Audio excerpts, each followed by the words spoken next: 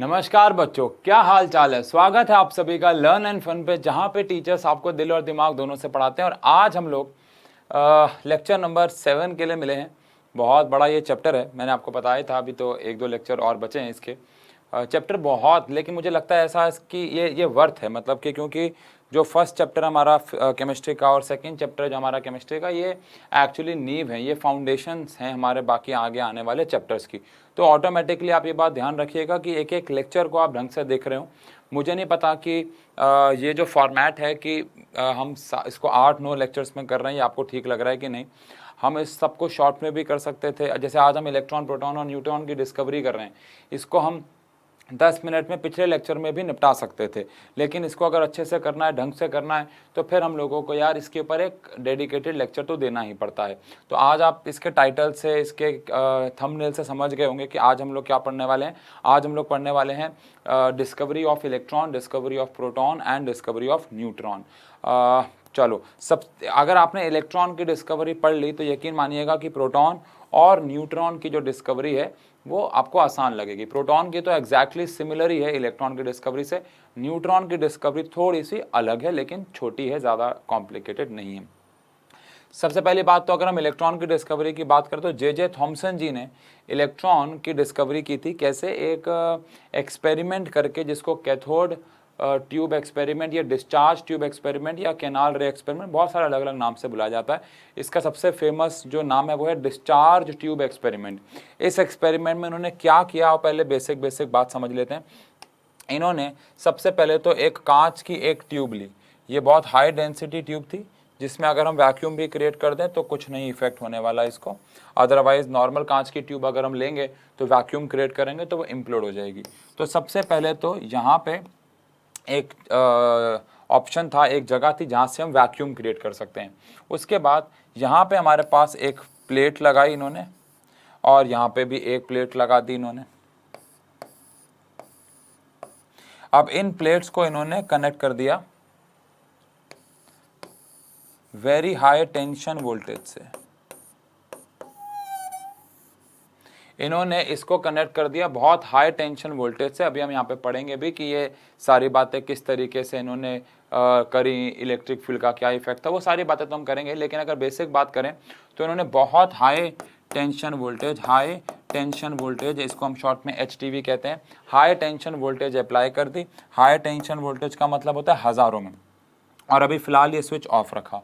सबसे पहले क्या किया, यहाँ पे वैक्यूम क्रिएट किया, और वैक्यूम क्रिएट करने के बाद इसके अंदर जितनी भी हवा थी वो सारी जब बाहर आ गई तो उसके अंदर फिर अपनी मनचाही एयर को, जैसे कि ऑक्सीजन को, नाइट्रोजन को फिल कर दिया। जो मेन बात मैं कहने जा रहा हूँ वो आपको ध्यान से सुननी होगी। इसको डिस्चार्ज ट्यूब एक्सपेरिमेंट क्यों कहते हैं? क्योंकि सबसे पहले तो इसके अंदर से सारे के सारे आयंस, एयर, डस्ट पार्टिकल सबको बाहर निकाल दिया गया। क्योंकि अगर अंदर एक छोटा सा डस्ट पार्टिकल, एक तिनका भी डस्ट पार्टिकल का रह गया तो बहुत बड़ी प्रॉब्लम हो सकती है, ब्लंडर हो सकता है, चीज़ें आपस में टकरा सकती हैं और एक्सपेरिमेंट फेल हो सकता है। अच्छा, पहली बात मैं आपको बता दूं, एक्सपेरिमेंट शुरू करने से पहले ये एक इंटेंशनल एक्सपेरिमेंट, जैसे आपको याद होगा रदरफोर्ड जी का जो एक्सपेरिमेंट था वो एक्सीडेंटल था। वो तो जे थॉमसन जी के मॉडल को सही प्रूफ करने जा रहे थे, लेकिन वो तो गलत प्रूफ हो गया, तो वो एक्सीडेंटल होता है। लेकिन ये इंटेंशनल था। जे थॉमसन जी जानते थे कि एटम के अंदर एक नेगेटिव चार्ज पार्टिकल्स होते हैं, बस उनको वो प्रूफ करना चाह रहे थे, दिखाना चाह रहे थे कि यार देखो ये हैं। तो इन्होंने एक ट्यूब ली जिसको बोला गया डिस्चार्ज ट्यूब, उसमें वैक्यूम क्रिएट किया और फिर मनचाही हवा उसके अंदर भर दी, क्योंकि हवा होना बहुत ज़रूरी, तभी इलेक्ट्रॉन्स जो है वो ट्रेवल करेंगे। लेकिन जब उन्होंने इस स्विच को ऑन किया तो अब आप मुझे बताओ, वैसे तो उसूलन तो ये हमारा नेगेटिव से कनेक्टेड है। जो नेगेटिव से कनेक्ट होता है उसको हम लोग कैथोड बोलते हैं, और जो पॉजिटिव से कनेक्टेड होता है उसको हम लोग एनोड बोल देते हैं, कि नहीं? अब कैथोड और एनोड में, कैथोड से कुछ, क्योंकि इलेक्ट्रॉन की डिस्कवरी यानी नेगेटिव चार्ज की डिस्कवरी करने जा रहे हैं, तो कुछ पार्टिकल्स नेगेटिव प्लेट यानी कैथोड से पॉजिटिव प्लेट यानी एनोड की तरफ जाने चाहिए थे। लेकिन वो पार्टिकल दिखेंगे तो सही नहीं, तो अब वो पार्टिकल दिखेंगे नहीं, दिखेंगे कैसे? वो तो इलेक्ट्रॉन की छोटी सी बीम है। तो इन्होंने क्या किया उस टाइम पे, आज के डेट में ऐसा नहीं होता, आज के डेट में प्रोसेस जो है वो बिल्कुल बदल चुका है, अलग हो चुका है। लेकिन उस टाइम पे उन्होंने क्या किया, इधर एक जिंक सल्फाइड की शीट लगा दी। जैसे कि आपको याद होगा रदरफोर्ड जी ने अपने एक्सपेरिमेंट में यूज़ की थी। इन्होंने जिंक सल्फाइड या फ्लोरोसेंस शीट लगा दी। अब हुआ क्या, जब इन्होंने यहाँ से स्विच ऑन किया, देखो अगेन मैं बोल रहा हूँ ये एक इंटेंशनल डिस्कवरी थी, इनको पता था ये क्या कर रहे हैं। तो इन्होंने ये जो एनोड है उसके अंदर छोटे छोटे छेद कर दिए, एनोड के अंदर छोटे छोटे छोटे छोटे इन्होंने छेद कर दिए। और जैसे इन्होंने यहाँ से स्विच ऑन किया, इन्होंने क्या देखा कि कुछ पार्टिकल्स, कुछ रेज जो यहाँ से निकल, देखो दिख तो रही नहीं है, ये दिखेंगे तो है नहीं, लेकिन कुछ रेज यहाँ से निकली होंगी जिनमें पार्टिकल्स होंगे। क्यों? क्योंकि जिंक जैसे स्विच ऑन किया, जिंक सल्फाइड शीट चमकने लग गई। हमने रदरफोर्ड जी के एक्सपेरिमेंट में बात करी है कि जिंक सल्फाइड पे जब भी कुछ टकराता है, कोलाइड करता है, तो वो चमक उठता है, उसमें एक स्पार्क आती है, उसमें एक चमक उठती है ना, यस और नो। तो यहाँ से नेगेटिव चार्ज पार्टिकल्स निकले और एनोड पे जाके टकराने से जस्ट पहले, मतलब ऑब्वियस बात है अगर मैं इसमें छेद नहीं करूँगा तो सारे एनोड पे जाके चिपक जाएंगे, पीछे कुछ नहीं जाएगा। तो इसके अंदर छोटे छोटे छेद कर दिए गए, होल्स कर दिए गए, और जब ये पार्टिकल्स यहाँ जाके टकराए और चमक उठी तो साबित हो गया कि यहाँ से कुछ नेगेटिव चार्ज पार्टिकल्स निकले हैं। अब ऐसा नहीं है कि एक्सपेरिमेंट ख़त्म हो गया। जब इन्होंने ये किया, जब इन्होंने ये स्विच ऑन किया और यहाँ से बहुत सारे पार्टिकल्स इस जिंक सल्फाइड शीट पे जाकर टकराए और एक स्पार्क मिली, वहाँ से शुरुआत हुई इस एक्सपेरिमेंट की। वहाँ से ये शुरुआत हुई कि यार इसका मतलब है कि कुछ पार्टिकल्स जो हैं वो कैथोड से निकल के एनोड की तरफ जा रहे हैं और जिंक सल्फाइड शीट पे जाकर टकरा रहे हैं और चमक दे रहे हैं। लेकिन अभी बहुत सारी बातें और साबित करना बाकी था। क्या पता ये पार्टिकल एनोड से निकल के पीछे गए हों, बट ऐसा तो नहीं है, क्योंकि जब एनोड में छेद नहीं किए गए थे तब भी तो उन पार्टिकल्स को निकल के पीछे जाना चाहिए था, बट वो नहीं गए। सिर्फ छेद करने के बाद ही पार्टिकल्स वहाँ पे जिंक सल्फाइड पे टकराए, पहली बात। दूसरी बात, जो भी मैं आपको पढ़ाने जा रहा हूँ आगे लिखा हुआ है, लेकिन अब इसको लाइन वाइज पढ़ लेते हैं। अब ये कैसे साबित करा इन्होंने कि इलेक्ट्रॉन्स, यानी जो इलेक्ट्रॉन की बीम है, जिनको कैनाल रेज भी कहा गया, कैथोड रेज भी कहा गया, ये कैथोड रेज हैं। ये जो कैथोड रेज हैं, ये कैसे साबित करें कि जो कैथोड रेज हैं वो एक्चुअली में स्ट्रेट लाइन में चलती हैं। तो इन्होंने रास्ते में एक ऑब्स्टेकल लगा दिया, रास्ते में एक रुकावट लगा दी, मान लो एक डिस्क लगा दी, कुछ भी लगा दिया, और जिंक सल्फाइड पे जितना ऑब्स्टेकल लगाया था उस एरिया में शेडो बन गई, है ना।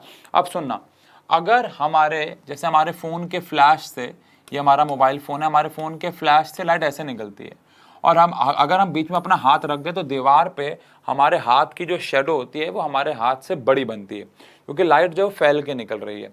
लेकिन सोचो अगर किसी लाइट सोर्स से लाइट पैरेलल आ रही हो, एकदम पैरेलल, और बीच में मैं अपना हाथ रखूं तो दीवार पे जो शेडो फॉर्म होगी वो एग्जैक्टली सेम साइज की होगी। होगी कि नहीं होगी?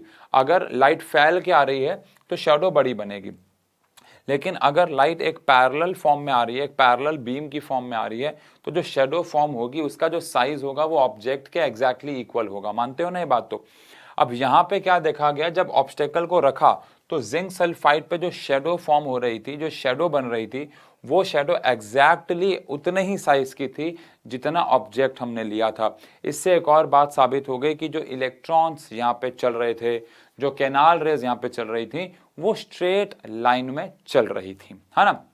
ये बात भी साबित हो गई। थर्ड, इन्होंने इसी के बीच में एक मैकेनिकल पैडल सा रख दिया, छोटा सा एल्यूमिनियम का बना के एक व्हील रख दिया, मान लो व्हील, और वो व्हील जैसे बीच में रखा और ये सर्किट ऑन किया, वो घूमने लग गया।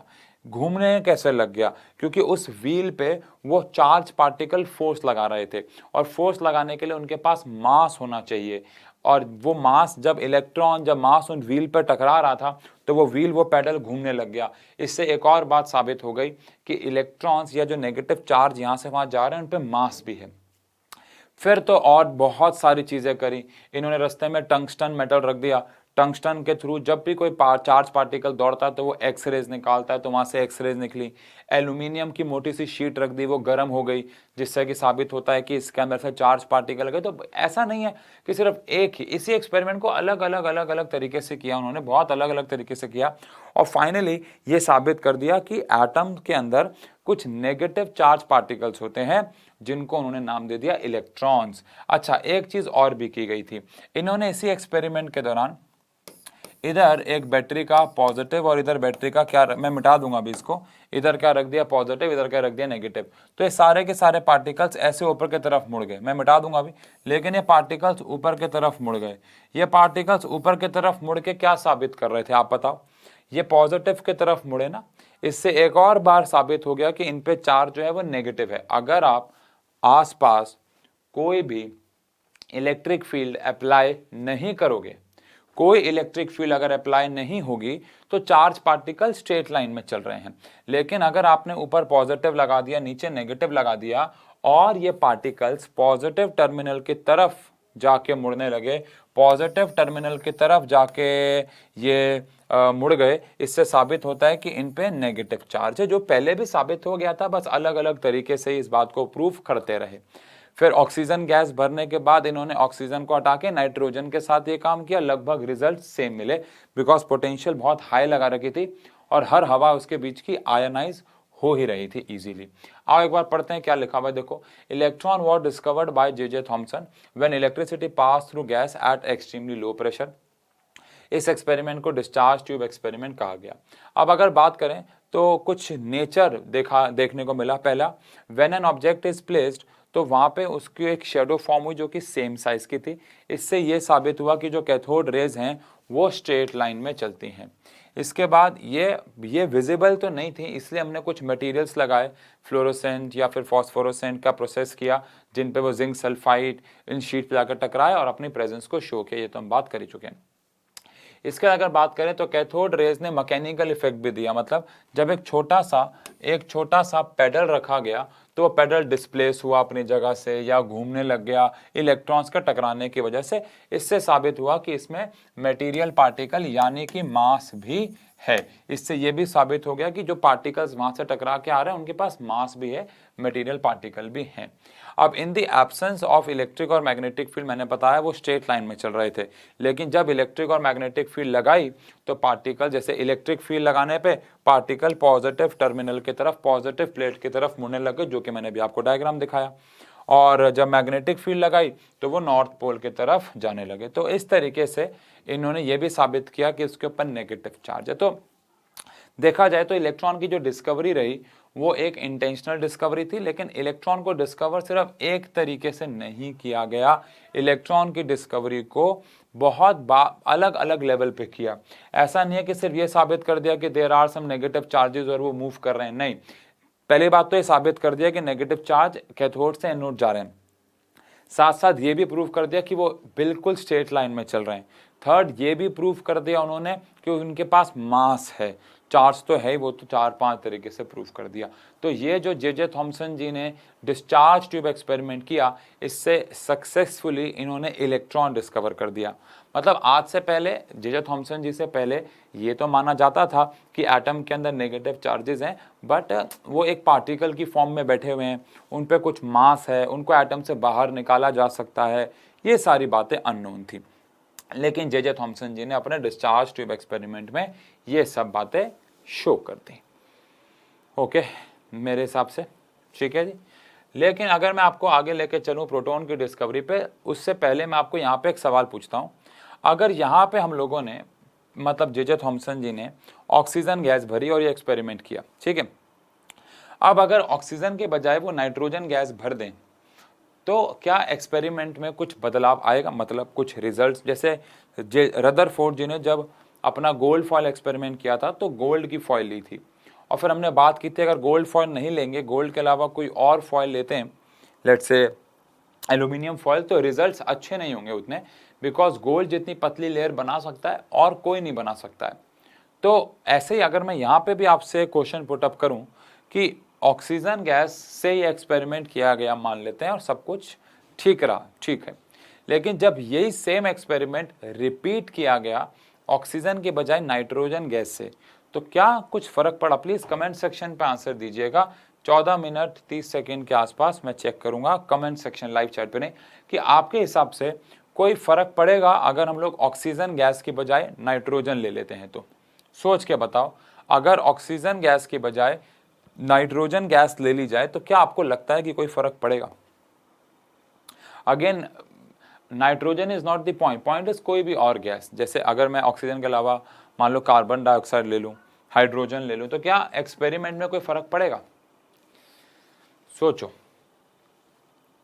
फिर मैं आपको इसका आंसर दूंगा एक फैक्ट के साथ।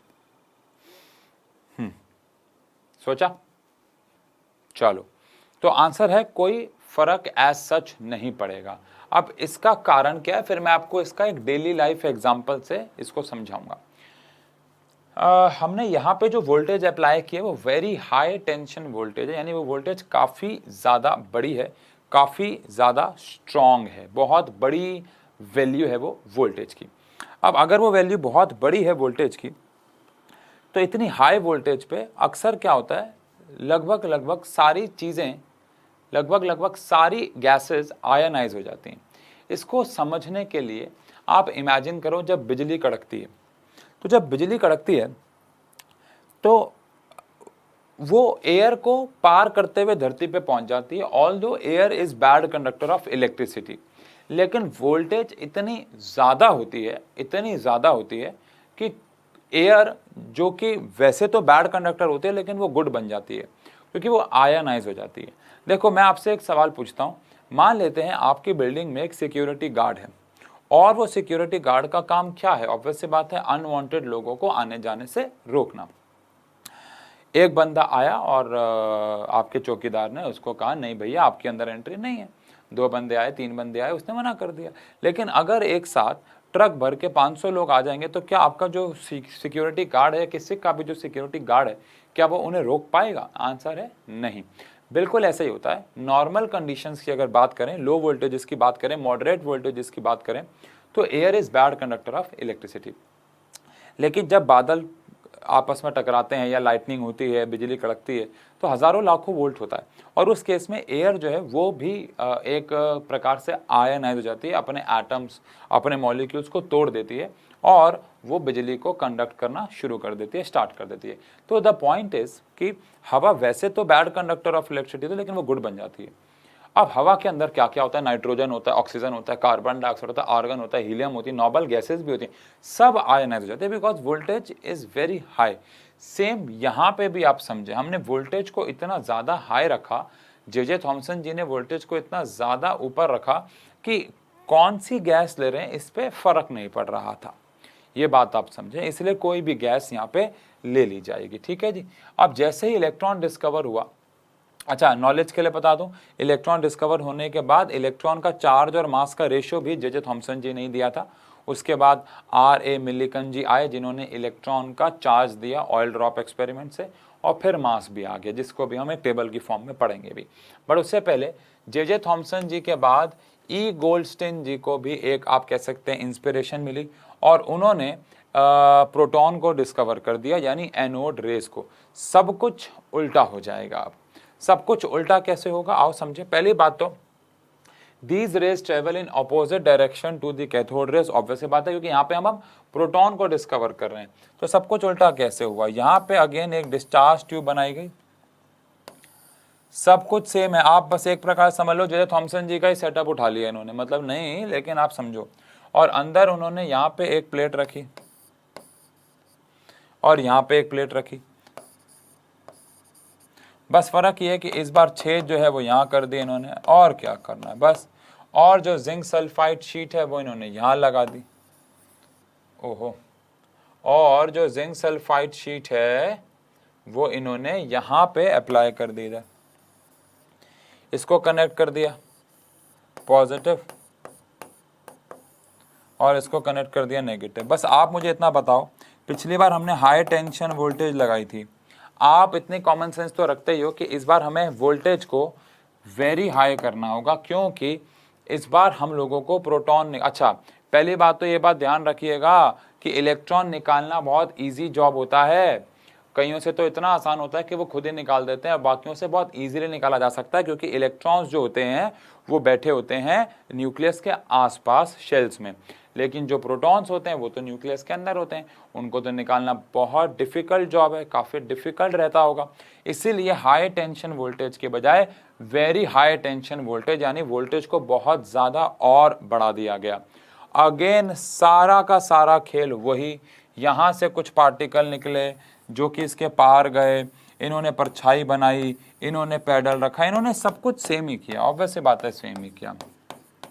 परछाई बनी, शेडो बनी, है ना, और पैडल घूमा और एल्यूमिनियम फॉयल गर्म हो गई। बस फर्क ये था कि पार्टिकल्स ट्रेवल कर रहे थे फ्रॉम एनोड टू कैथोड, और इन्हें क्या बोला गया था बच्चों? Anode rays. अब अगेन ये दिखती तो है नहीं, इसलिए इनको देखने के लिए हमने यहाँ पे zinc sulphide sheet, fluorescent sheet लगाई। अब मैं अगेन आपसे एक सवाल पूछता हूँ, दो सवाल एक्चुअली पूछता हूँ। पहली बात तो यहाँ पे देखो क्या लिखा हुआ है, E Goldstein discovered anode rays, these rays travel in opposite direction to the cathode rays. ठीक है, these rays are also deflected by magnetic and electric field. बस फर्क ये है कि जब हमने यहाँ पे पॉजिटिव लगाया या नेगेटिव लगाया तो इस बार ये नेगेटिव की तरफ मुड़े, और मुड़ना भी चाहिए नेगेटिव की तरफ। क्यों भाई नेगेटिव की तरफ क्यों मुड़ना चाहिए? क्योंकि इन पे चार्ज क्या होता है? पॉजिटिव। तो पॉजिटिव तो किसके तरफ मुड़ेगा? नेगेटिव की तरफ ही तो मुड़ेगा ना, तो वो मुड़ गए भाई। अच्छा, और पॉजिटिव रेज हैं, उनके पास पॉजिटिवली चार्ज पार्टिकल्स भी हैं, जिनको बाद में क्या भी नाम दिया गया, ऑब्वियस सी बात है प्रोटॉन्स। अब आप कहोगे कि यहाँ पे इनके जो कैरेक्टर्स हैं उनमें सेम बातें ही लिखी हुई है, तो मैं तो आपको बोल ही रहा हूँ सेम है, बस फर्क ये है कि ऑपोजिट डायरेक्शन में जा रहे हैं। लेकिन मैं आपसे क्या पूछ रहा था, मैं ये सारी बातें हम पढ़ चुके हैं, आप रीड मार लेना। मैं आपसे क्या पूछ रहा था, मैं तो दो सवाल पूछ रहा था। पहला सवाल, क्या इस वाले केस, पिछले वाले केस में हम लोगों ने क्या देखा कि जो नेचर ऑफ गैस है उस पर चीज़ें डिपेंड नहीं कर रही थी। मैं अगर ऑक्सीजन ले लूँ, मैं अगर नाइट्रोजन ले लूँ, उससे कोई फ़र्क नहीं पड़ रहा था। तो अगला मेरा सवाल ये है, इस केस में क्या फ़र्क पड़ेगा? कमेंट सेक्शन पे प्लीज़ आंसर दीजिएगा कि इस केस में क्या नेचर ऑफ गैस चेंज करने का फ़र्क पड़ेगा कि नहीं पड़ेगा? सोच के बोलना, इस बारी सोच समझ के आंसर देना कमेंट सेक्शन पे, क्या इस बार फर्क पड़ेगा या नहीं पड़ेगा?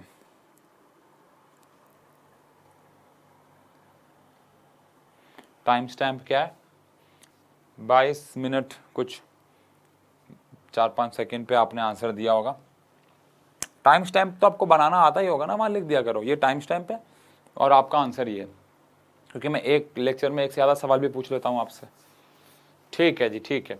तो आंसर है कि भाई फर्क इस बार पड़ेगा, क्योंकि इस बार हमें आउटर मोस्ट शेल से इलेक्ट्रॉन नहीं निकालने हैं, हमें न्यूक्लियस से प्रोटॉन्स निकालने हैं। और आप सबको पता है हमारे पास ऐसे भी एटम्स हैं जिनसे प्रोटॉन निकालना लगभग इम्पॉसिबल है आज की डेट तक, लेकिन कुछ ऐसे भी सब्सटेंसेस हैं जिनसे प्रोटॉन निकालना बहुत ईजी है। शायद आपको पता हो, कुछ रेडियो एक्टिव सब्सटेंस कहलाए जाते हैं दुनिया में, है ना। क्या होते हैं radio active substance? Radio active substance वो होते हैं जिनका न्यूक्लियस जो होता है ना वो अनस्टेबल होता है। उनके न्यूक्लियस को निकालना ना उनके न्यूक्लियस को डिस्टर्ब करना बहुत ईजी होता है, न्यूक्लियस उनका अनस्टेबल होता है, उनको हम लोग बोलते हैं रेडियो एक्टिव सब्सटेंस। अब जिनका न्यूक्लियस अनस्टेबल होता है वो क्या करता है, इजीली बहुत आसानी से इलेक्ट्रॉन्स को खुद ही प्रोटॉन्स को खुद ही रिलीज करता है, अपने न्यूक्लियस को खुद ही डिके करता रहता है। तो उस केस में अगर मैं कोई रेडियो एक्टिव गैस यहाँ पे लेता हूँ तो उस केस में बहुत इजीली ये काम हो जाएगा। लेकिन अगर मैं कोई ऐसा कोई सब्सटेंस लेता हूँ जिसका न्यूक्लियस बहुत ज़्यादा स्टेबल है, हाईली स्टेबल है, लाइक हाइड्रोजन 1,1 वाला जो न्यूक्लियस होता है बहुत ज़्यादा स्टेबल होता है, वहीं पर हाइड्रोजन 1,3 जो होता है वो बहुत ही अनस्टेबल है। तो प्रोटॉन निकालना किसी से बहुत इजी होता है और किसी से बहुत मुश्किल, और कई बार तो इतना मुश्किल कि आज तक हम निकाल ही नहीं पाए। तो नेचर ऑफ गैस तो यहाँ पे डिपेंड करेगी। ठीक है, अब मैं आपसे ना यहाँ पे एक सवाल पूछूंगा जो ज़्यादातर टीचर इस सवाल को इग्नोर करते हैं, इस पे बात नहीं करते हैं। आप मुझे बताओ, जो हमने वेरी हाई टेंशन वोल्टेज यहाँ लगाई होगी और यहाँ से पॉजिटिव चार्ज पार्टिकल जिनको बाद में प्रोटॉन्स नाम दिया गया वो यहाँ से वहाँ फ्लो हुए, तो क्या इस दौरान नेगेटिव चार्ज पार्टिकल्स भी निकले होंगे? क्या इस दौरान इलेक्ट्रॉन्स भी निकले होंगे? तो आंसर तो कॉमन सेंस वाला यस ही है। क्वेश्चन ये है नहीं, क्वेश्चन ये नहीं है कि इलेक्ट्रॉन्स निकले होंगे कि नहीं, वो तो निकले ही होंगे यार। जब 1,00,000 वोल्ट पे इलेक्ट्रॉन निकल गए थे और आप यहाँ 10 लाख वोल्ट लगा रहे हो मान लो, तो इलेक्ट्रॉन्स तो निकलेंगे। प्रोटॉन तभी तो निकलेगा ना जब पहले इलेक्ट्रॉन्स निकलेंगे। बट द पॉइंट इज, अगर इलेक्ट्रॉन भी यहाँ से वहाँ निकल रहे हैं और प्रोटॉन भी यहाँ से यहाँ निकल रहे हैं तो ये आपस में टकराएंगे नहीं, एक दूसरे को डिस्टर्ब नहीं करेंगे, एक दूसरे के पाथ को कैंसिल नहीं करेंगे। इसके बारे में क्या आपने सोचा? अगर आपके मन में यह सवाल उठा था, यह सवाल आया था, तो फिर आप एक साइंस सब्जेक्ट के लिए ही बने हो। क्योंकि देखो क्या होता है, जो आपको पढ़ाया जा रहा है और आप वो पढ़ रहे हो और आप वो बस घर जा रहे हो, और मतलब घर तो आप हो ही, और बस फिर आप उसको किताब को बंद कर दे रहे हो, फिर आप अगले दिन सुबह उठ रहे हो, फिर आप उसे रट्टे मार रहे हो। ये तो कोई भी कर लेगा, ये तो कोई भी कर लेता है। हमारे ऑफलाइन में एक बच्चा था, मैं आपको उसका किस्सा सुनाता हूँ। उस बच्चे वो मैथ्स, उसको ना मैथ्स में इंटरेस्ट नहीं था, तो उसके फादर ने कहा यार जैसे तैसे करके 10th तक तू मैथ्स निकाल ले, उसके बाद तेरी मैथ्स हम छुड़वा देंगे, बिकॉज 10th तक तो तुझे करनी ही पड़ेगी, ऑब्वियस है, ठीक है। अब 10th क्लास में आपको यकीन नहीं होगा कि वो मैथ्स के जो क्वेश्चंस होते थे उनको वो रटता था। मैथ्स के क्वेश्चंस को वो रट्टे मारता था कि भैया ऐसा क्वेश्चन आएगा तो मैं ऐसा रट्टा मार के लिख दूंगा। अब आप मुझे बताइए, ये तो बस नंबर ला के पास होने वाली बात हो गई, हाँ ना, मतलब मैं ठीक है उसकी गलती नहीं कहूंगा, उसका मैथ्स में इंटरेस्ट ही नहीं था, but that is not the point. Point is कि ऐसे तो पढ़ाई कोई भी कर लेगा, ऐसे तो वो बच्चा साइंस भी निकाल ही लेगा, रट्टे मार मार के आप बायोलॉजी केमिस्ट्री में पास हो ही जाओगे, कोई दिक्कत वाली बात है नहीं। लेकिन वो साइंस पढ़ना नहीं हुआ, साइंस को समझना नहीं हुआ। तो अगर आपके मन में ये सवाल आया था तो आप बहुत अच्छे ट्रैक पे चल रहे हो, बहुत अच्छा सोच रहे हो कि यार इस दौरान इलेक्ट्रॉन्स भी तो निकले ही होंगे। अब उसको रोकने के लिए क्या किया जाता है, इलेक्ट्रॉन्स कहाँ से निकलते हैं, इलेक्ट्रॉन्स निकलते हैं कैथोड से, है ना भाई।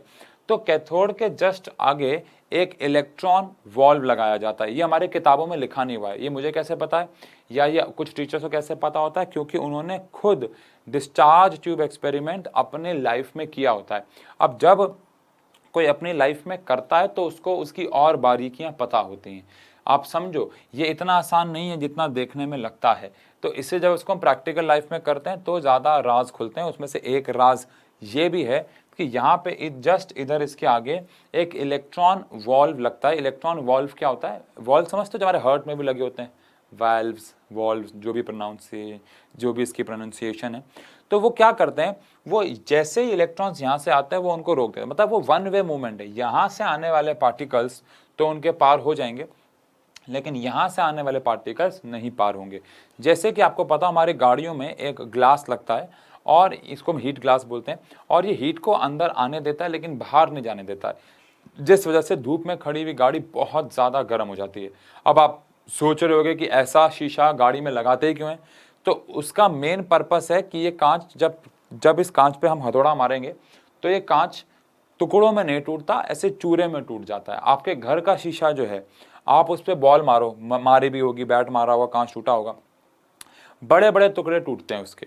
हाँ, लेकिन गाड़ी पे कभी आपने किसी का एक्सीडेंट हुए हुए देखा हो, रोड पे गाड़ी टूटे, तो गाड़ी के जो कांच होते हैं वो चूरा हो जाते हैं, इसलिए वहाँ पे हीट ग्लास यूज़ किया जाता है। बट उसकी एक लिमिटेशन ये है कि वो धूप को आने देता है लेकिन जाने नहीं देता, यानी वन वे वो काम करने देता है। बिल्कुल ऐसे यहाँ पे हम इलेक्ट्रॉन वॉल्व, जिनको आप पोलराइजर, पोलरॉइड्स कुछ भी कह सकते हो, बड़े होके, अभी तो कुछ नहीं, वो यहाँ लगा दिए जाते हैं। तो यहाँ से आने वाले इलेक्ट्रॉन्स को वो रोक देते हैं लेकिन प्रोटॉन्स को वो जाने देते हैं।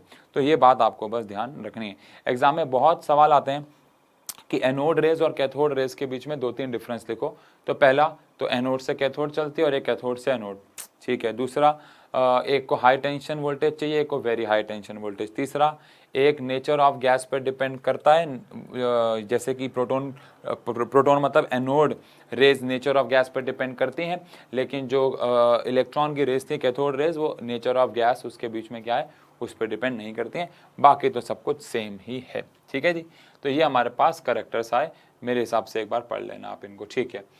उसके बाद हमारे पास न्यूट्रॉन्स आए। अब न्यूट्रॉन्स को डिस्कवर किया जेम्स चैडविक जी ने, बहुत ही महान आदमी, और इनका डिस्कवरी बिल्कुल अलग थी। अच्छा, अब एक बात बताओ, अगेन एक और सवाल कमेंट सेक्शन पे आंसर देना। क्या प्रोटॉन्स और इलेक्ट्रॉन्स को हमने जैसे डिस्कवर किया बिजली पास करा के, क्या न्यूट्रॉन्स को ऐसे डिस्कवर किया जा सकता है? तो आंसर है नहीं किया जा सकता। क्यों नहीं किया जा सकता, इसका आंसर दे दो कमेंट सेक्शन पे। सवाल ये नहीं था कि ये किया जा सकता है कि नहीं, वो तो मैंने जवाब दे दिया कि नहीं किया जा सकता। आप मुझे अब आंसर दो कि क्यों नहीं हम डिस्चार्ज ट्यूब से जैसे हमने इलेक्ट्रॉन को डिस्कवर किया, प्रोटॉन को डिस्कवर किया, न्यूट्रॉन को क्यों नहीं कर सकते? हाँ जी, बताइए बच्चों, जल्दी से बच्चों। लिख दिया? पक्का? तो आंसर आप लोगों ने शायद दिया होगा कि भाई इन पे तो चार्ज ही नहीं है, और कैथोड एक्सपेरिमेंट या एनोड एक्सपेरिमेंट, इन पे बॉडी पे चार्ज होगा तभी तो वो एक प्लेट से दूसरे प्लेट जाएंगे ना, इनके पास तो लेकिन चार्ज ही नहीं है। ये बात तो सबसे इंपॉर्टेंट है जो आप भूले ना। अब इन पे चार्ज नहीं है तो इनको डिस्कवर करने के लिए जेम्स चैडविक जी ने एक और अलग से तरीके से काम लिया। कैसे अलग से तरीके से काम लिया, आओ जरा समझे। इन्होंने क्या किया, एक बेरिलियम शीट ले ली, ये इन्होंने एक शीट ले ली बेरिलियम से बनी हुई। अब आप अकल लगाओ, बेरिलियम शीट पहली बारी में नहीं ली, इन्होंने बहुत सारे अलग अलग मटेरियल्स के साथ काम किया, लेकिन सबसे अच्छा जो रिजल्ट मिला वो बेरिलियम शीट से मिला। अच्छा, मैं आपको एक नॉलेज और दे दूं, जेम्स चैडविक जी को ऐसा क्यों लगा कि एटम के अंदर ऐसे भी पार्टिकल्स हैं जिन पे कोई चार्ज नहीं है। तो उन्होंने इलेक्ट्रॉन का मास, है ना, इलेक्ट्रॉन का मास, प्रोटॉन का मास, यहाँ पे लिखा हुआ है आपके पास एनसीईआरटी में भी लिखा होगा, इलेक्ट्रॉन का मास, प्रोटॉन का मास, उन पे चार्ज, रिलेटिव चार्ज लिखा हुआ है, और आपको ये ज़्यादातर चीज़ें याद भी हैं पहले से। लेकिन जब उन्होंने क्या देखा कि एक एटम के अंदर मान लो एक एटम के अंदर 10 इलेक्ट्रॉन थे और 10 प्रोटॉन थे, तो 10 इलेक्ट्रॉन और 10 प्रोटॉन के हिसाब से उसका कुछ मास होना चाहिए था, लेकिन जब एक्चुअली मास कैलकुलेट किया तो वो थोड़ा सा ज़्यादा आ रहा था। इसका मतलब ये था कि एटम के अंदर इलेक्ट्रॉन और प्रोटॉन के अलावा भी कुछ हो सकता है। बस ये एक सोच थी, कितनी अच्छी सोच है, सोचो। आप मुझे बताओ, आपने एक डब्बे के अंदर एक 5 किलो की बॉल डाली और एक 10 किलो की बॉल डाली, और डब्बे का खुद का वजन 1 किलो है, तो टोटल वजन कितना आना चाहिए? आंसर है 16 किलो। 15 किलो बॉल हो गई और 1 किलो का डब्बा है, तो 16 किलो वजन आना चाहिए था, लेकिन वजन आ रहा था 20 किलो। इसका मतलब ये है कि उसमें 4 किलो का कुछ एक्स्ट्रा सामान डला हुआ है जिसके बारे में हमें नॉलेज नहीं है। बिल्कुल इसी प्रिंसिपल पे जेम्स चैडविक जी ने भी काम किया। उन्होंने देखा यार कि एटम के अंदर इलेक्ट्रॉन्स और प्रोटॉन्स के मास को अगर हम पुट भी कर दें तो भी जो आंसर आ रहा था वो थोड़ा सा ज़्यादा आ रहा था, विच मीन्स कि एटम के अंदर इलेक्ट्रॉन और प्रोटॉन के अलावा भी कुछ है। और बस ये उनकी इंस्पिरेशन थी, फिर वो शुरू हो गए। उन्होंने बेरिलियम शीट ली और बेरिलियम शीट के ऊपर उन्होंने बहुत सारे हाई स्पीड पे अल्फा पार्टिकल्स मारे, जैसे कि रदरफोर्ड जी ने अपनी गोल्ड फॉइल पे मारे थे। उन्होंने यहाँ पे बस गोल्ड फॉइल की बजाय क्या पार्टिकल गोल्ड फॉइल के बजाय बेरिलियम शीट ली, बस ये फर्क रहा। अब जैसे ही बेरिलियम शीट पे उन्होंने अल्फा पार्टिकल्स को फेंक के मारा तो क्या देखने को मिला कि बेरिलियम शीट जो है उससे इलेक्ट्रॉन्स, प्रोटॉन्स ये दोनों बाहर नहीं आए, लेकिन कुछ ऐसे पार्टिकल्स उससे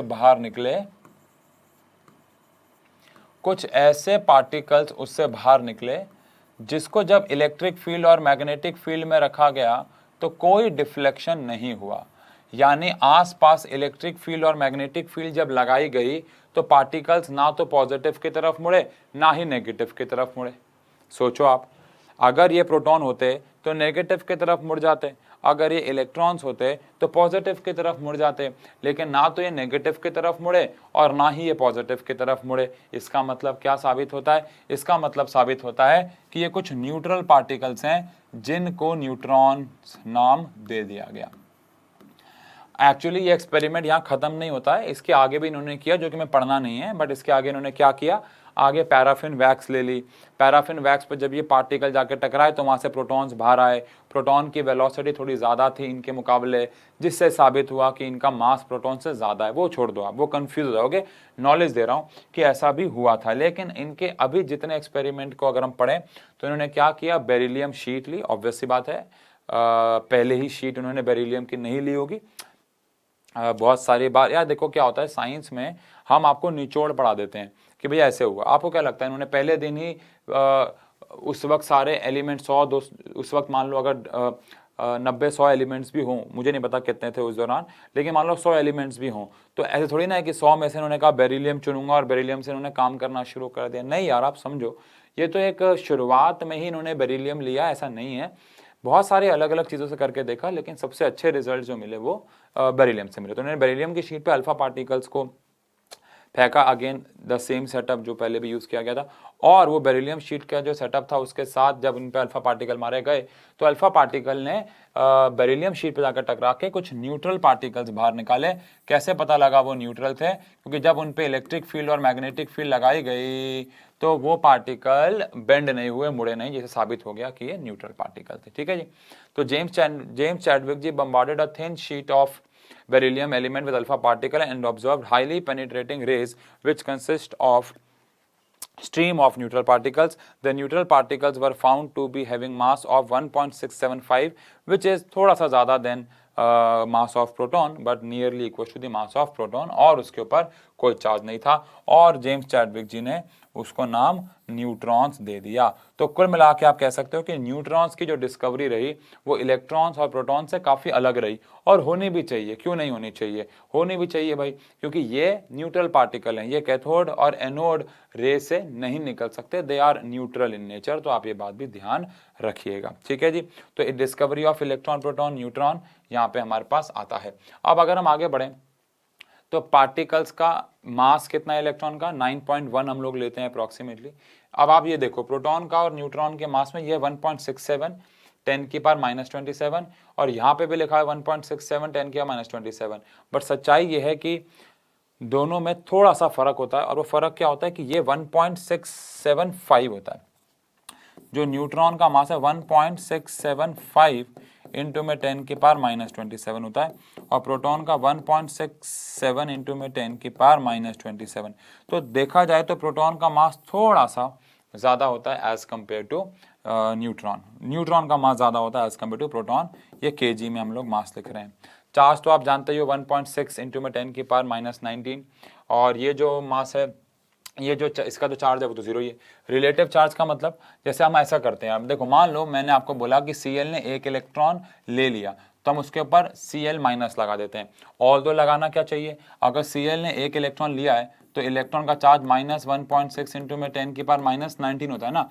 तो देखा जाए तो Cl ने इलेक्ट्रॉन लिया है तो इस पर पूरा चार्ज इतना आना चाहिए, लेकिन इतना बड़ा कौन लिखे बार बार, तो ऐसे लिख देते हैं कि ठीक है इन पे चार्ज -1 है, इसको रिलेटिव चार्ज बोलते हैं। यानी इस पूरे को हम -1 या +1 की फॉर्म में दिखा देते हैं। अगर मान लो कोई 2 इलेक्ट्रॉन ले रहा है तो उस पर -2 लिख देंगे, लेकिन हमें पता होना चाहिए -2 का मतलब है उसने 2 इलेक्ट्रॉन लिए हैं और हर एक इलेक्ट्रॉन पर चार्ज 1.6 इंटू में 10⁻⁻19 का रहता है, वो आपको पता होना चाहिए। ठीक है जी। तो ये हमारे पास हुआ डिस्कवरी ऑफ इलेक्ट्रॉन, प्रोटॉन और न्यूट्रॉन। अब हम इस मुकाम पे पहुंच चुके हैं, आप ऐसा कह सकते हैं कि हम नील्स बोर जी का मॉडल जो है वो पढ़ें।